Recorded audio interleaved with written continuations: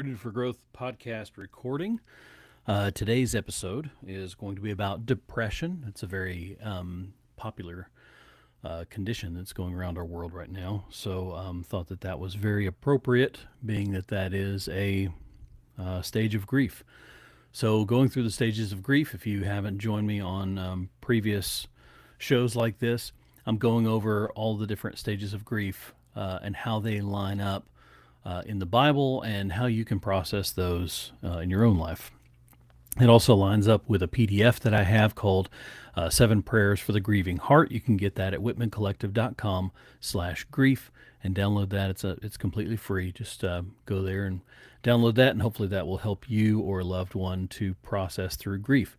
So this is the live recording. I'm going to go ahead and start my audio recording now. And as I've said previously, if you've seen any other things, you'll notice me every once in a while come up and snap my fingers. When I snap my fingers, it makes a spike in the audio, and that's so that I know I can go back and make an edit that's needed. So I'll do that here in just a second to get us started, and then we'll go from there.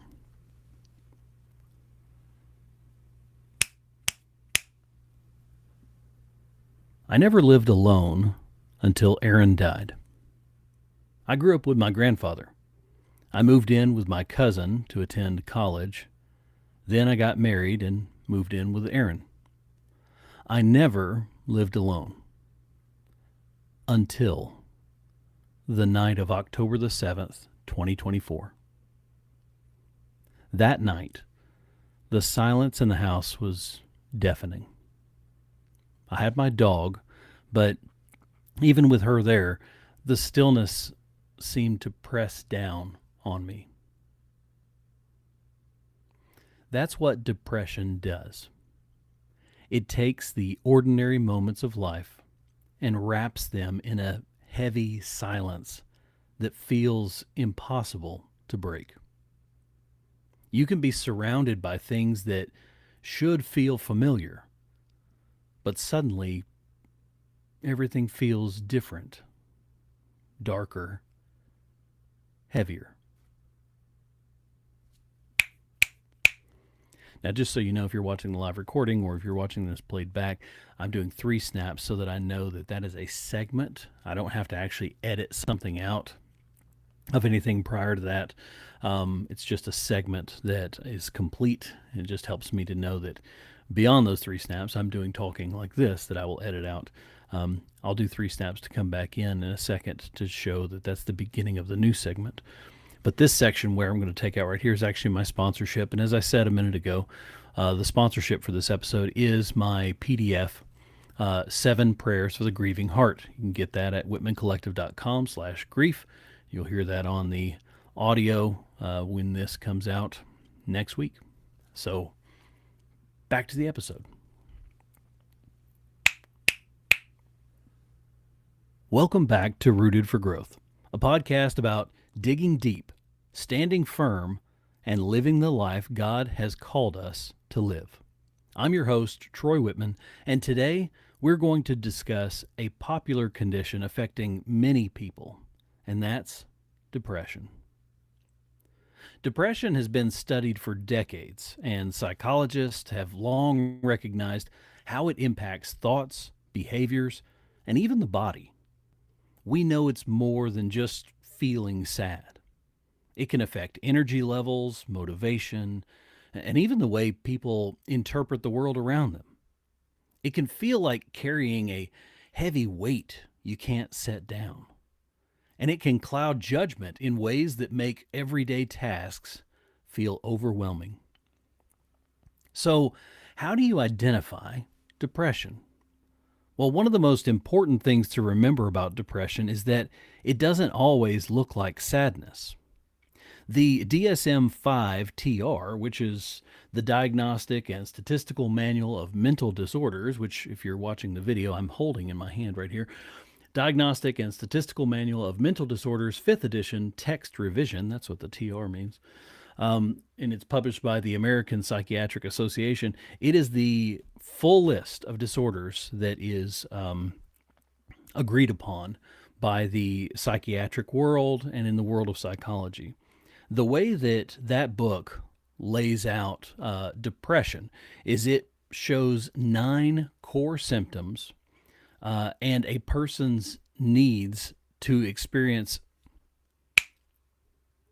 It lays out 9 core symptoms, and a person needs to experience at least 5 of them during the same 2-week period for it to be considered a major depressive episode. So I'm going to go through these. It might, get a little overwhelming thinking about these, but I want you to listen to each one of these key signs. Because if you are experiencing some of these, and I would almost guarantee you're going to experience some of them at any point in your life. But if you're experiencing some of these key signs, the way that this book says that you have depression is if you experience 5 of these within the same 2-week period. So just something to notice. That's some background information that if you go to see a counselor and you're dealing with some depression, or you feel like you have depression, or you're just sad, or whatever it is, the thing that the counselor is going to look for is if you experience at least 5 of these key signs within 2 weeks. So here's those signs. Persistent sadness or low mood most of the day, nearly every day. Loss of interest or pleasure in activities that used to bring joy. Significant weight change or change in appetite, either up or down. Sleep problems, and this can be insomnia or sleeping much more than usual. Fatigue or low energy, even after rest. Feelings of worthlessness or excessive guilt, often out of proportion to the situation. Difficulty concentrating, thinking, or making decisions. Noticeable slowing down of movement or speech, or feeling restless and unable to sit still. Or thoughts of death or suicide. So, not everyone will have all of these. But if you or someone you love is noticing several of them sticking around for at least a couple of weeks or more, it may be depression. And that's not a weakness, that's not a failure. It's a real condition that can be identified and treated. And what I want to point out to you is some people have this stigma about disorders. I mean, this book says on the front cover of it, this is mental disorders, and that has a stigma with it. Like, oh my goodness, that's terrible.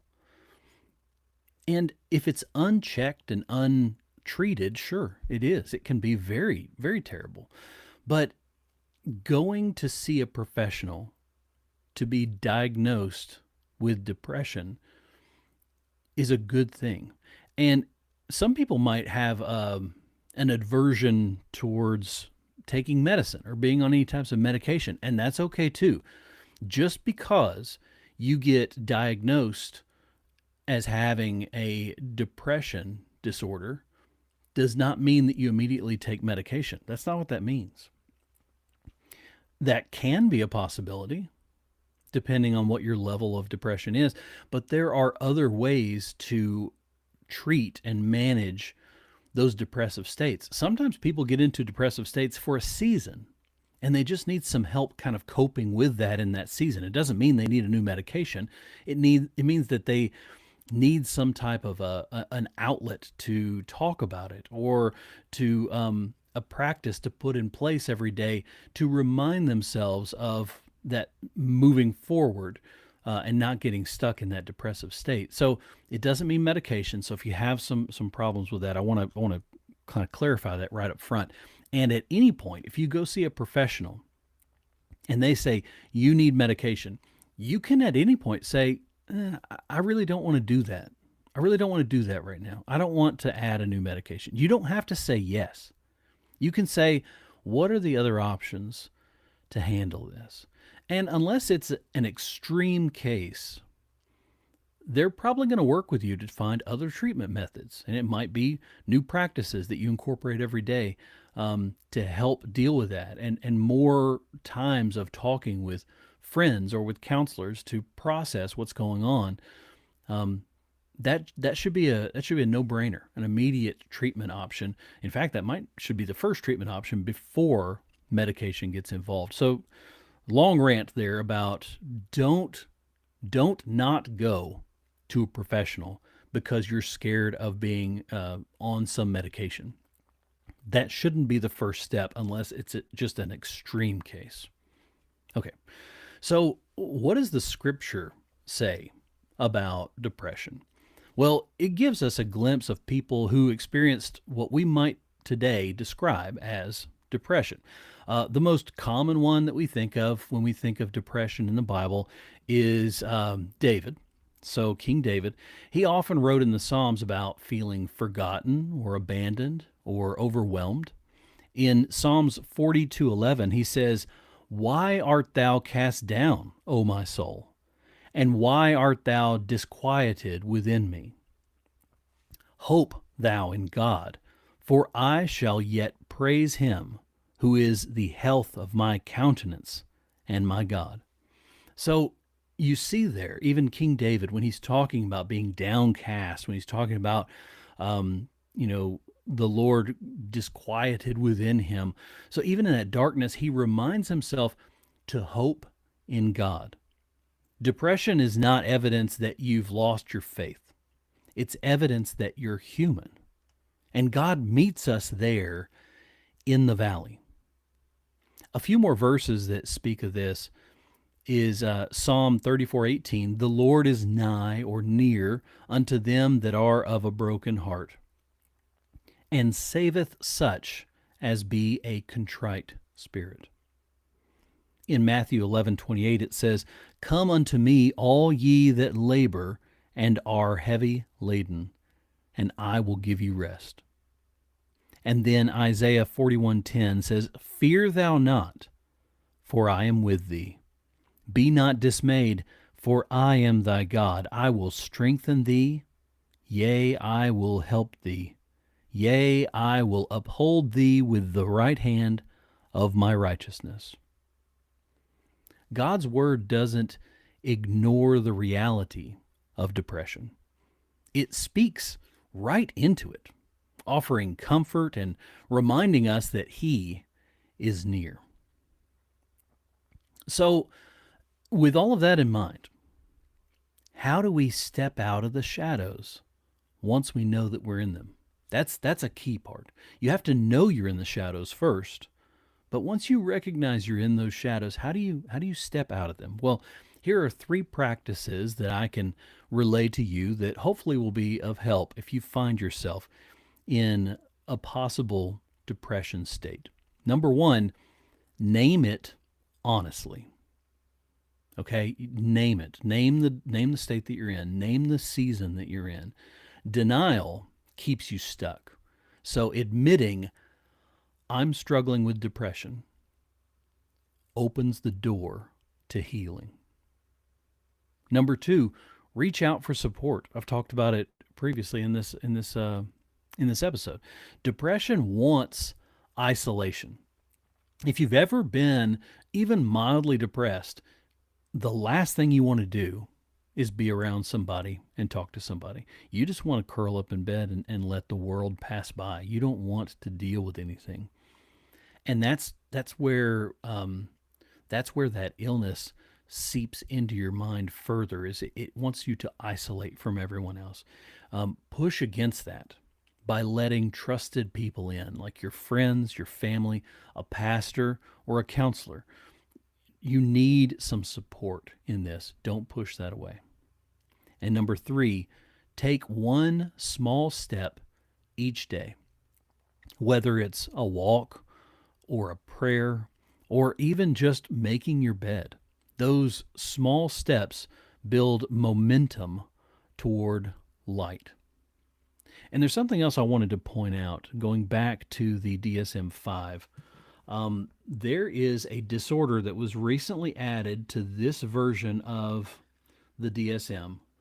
And I thought that it was very interesting. I wrote a paper about this in one of my classes, in my psychopathology class, and it's called prolonged grief disorder, specifically a depression based grief that lasts a long time. So, in prolonged grief disorder, it represents prolonged maladaptive grief reaction that can be diagnosed only after at least 12 months or 6 months in children and adolescents.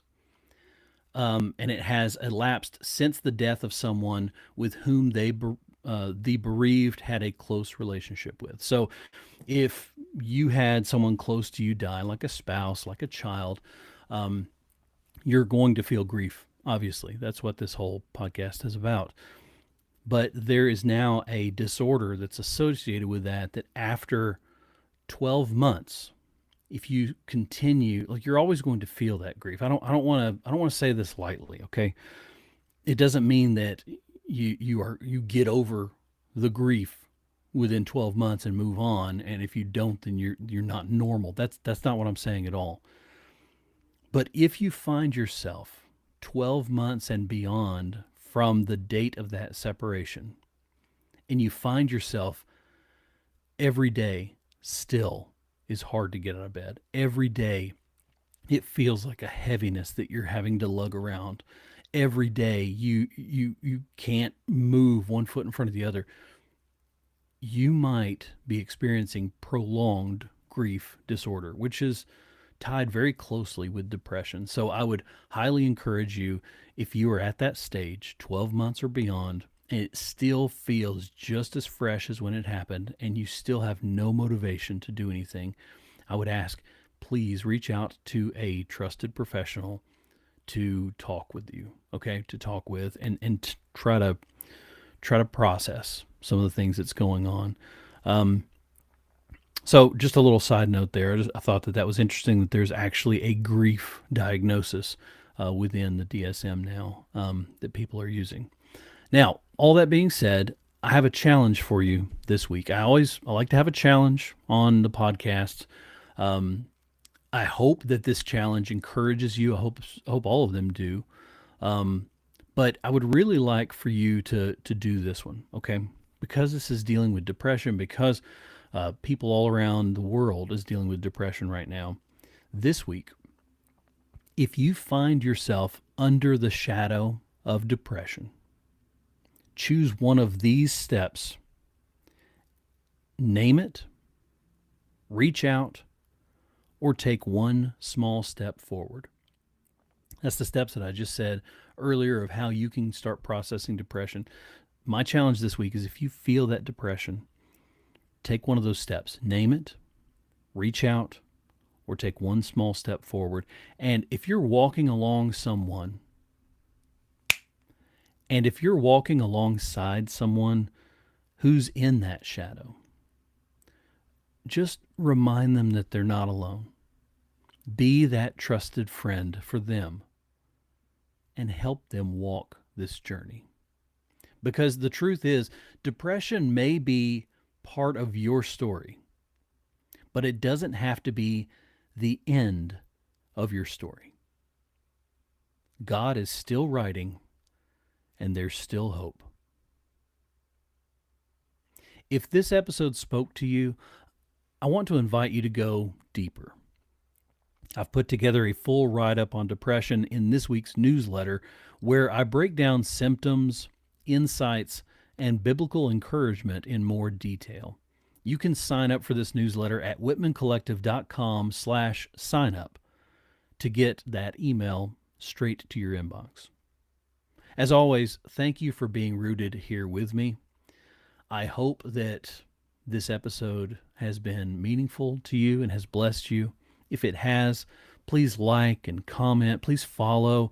Do all of those things. It really helps out. It helps out the podcast.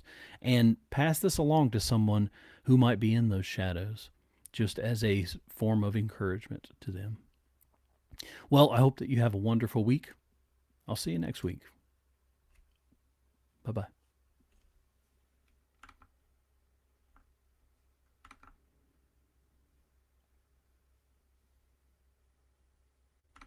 Okay, that was the episode. Stop, stop, stop. Oh my gosh. Stop. There we go. Okay, back to here. So, thanks for watching the episode with me. What an interesting episode this is with depression. So many people deal with depression and depressive symptoms that come about in their lives, and I want to reiterate that. Like I did it in the episode as well. But I want to reiterate the fact that at some point in your life, more than likely, you're going to experience some mild form of depression. That's okay. That is your body's way of reacting to something traumatic that has happened to you. That's okay. It's not the end of the world. Everyone deals with that on some level at some point. What I want you to be aware of is if it starts to become debilitating. If it gets to the point where day in and day out you can't take a step forward, that's when you need to call somebody. You need to call someone, a friend to talk with, a pastor, or a counselor to talk through what's going on. How do you process what's happened? Why, maybe getting down to the roots of why you're feeling the way that you are. If it's not a grief, like this episode was about grief, but if it's not about grief specifically, which can be a big form of depression, having a counselor or someone like a professional to walk you through, okay, well, let's dive in a little bit and understand why we're feeling this way. Why does this continue to weigh on you? And that's okay. That's a process to go through. So anyways, I've talked about this enough. I'm happy to talk about it more. If you want to reach out to me, I would love to chat more about this, and talk about how grief deals or interacts with our body and how we process that. Some good helpful ways to get going.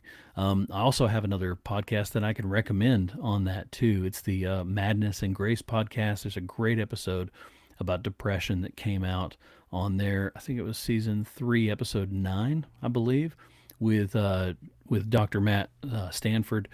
He goes through some of this depression stages and kind of what to do. So very helpful. If you want to check that out, I'll put a link to that down in the show notes of the episode as well, or at least on the show notes of this video episode. But thank you for watching. Appreciate it. Please reach out to me, like, subscribe, do all those wonderful things.